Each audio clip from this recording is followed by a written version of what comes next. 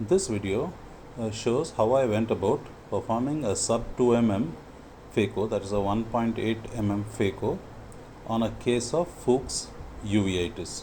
You can see the heterochromia of the iris. It's pretty dense cataract. Patient is not exactly very young, but somewhere in the middle age. And here's how I went about the surgery. So initially, this is a special blade, a 1.8 mm keratome, and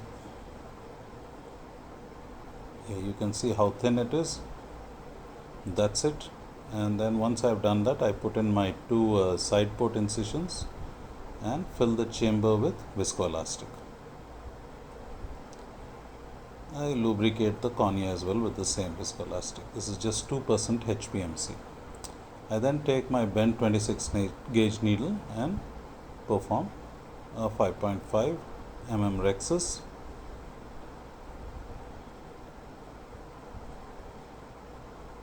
And it's pretty easy to do as long as you don't encroach onto the zonular attachments. And that's it.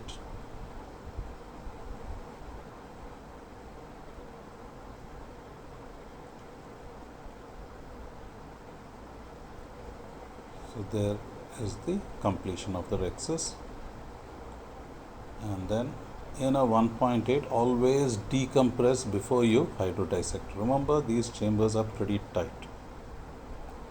And with every fluid wave after hydrodissection, decompress the lens. Be very careful. The chamber is pretty tight, so you can easily have a blowout if you're not careful. At the same time, your hydrodissection has to be thorough. So just remember, the 1.8 tip is an extremely narrow tip, so it takes a long time to phaco, and you cannot go with high parameters with a 1.8.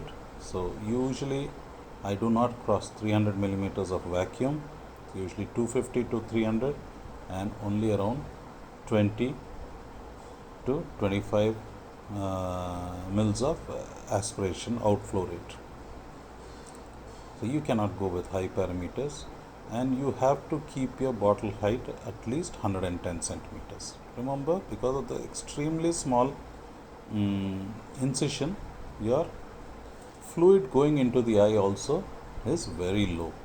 So you have to raise the bottle height and at the same time cut down on your outflow. But other than that, the tip works pretty well, as you can see. But remember, the phaco time will be exactly doubled had you been doing with a 2.8 mm tip. So you expect your phaco time to go up.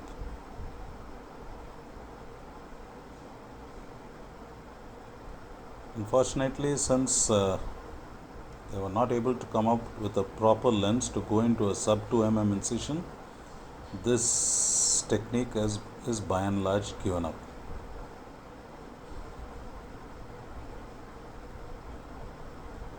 But had we got a good lens for this technique, definitely astigmatism would hardly be there.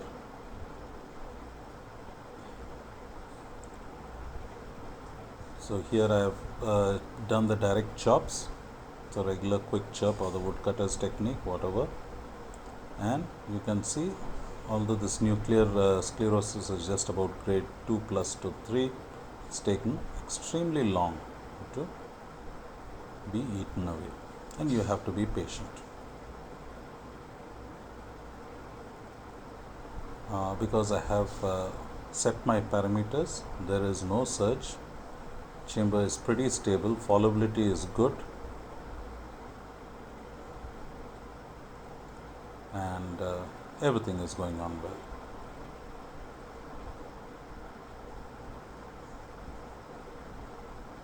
And that's it. Pupil has come down slightly, so I would opt for my bimanual in this case.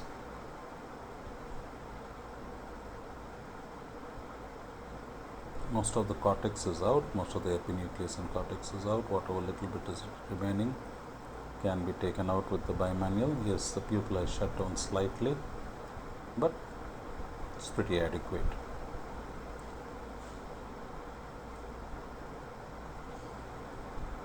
And there you can see the atrophic patches on the iris of the heterochromia. So now, since I do not have any lens that can go in a sub 2 mm, I have increased it to 2.2 and I am using a wound assisted method of delivery of this lens. Even 2.2 is difficult to deliver this lens and it has to be wound assisted.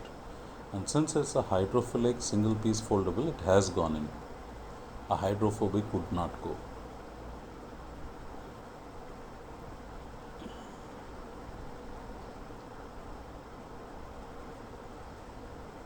And I am just concluding the surgery by aspirating all the HPMC, hydrating the wounds and concluding my surgery. Thank you so much for watching this clip.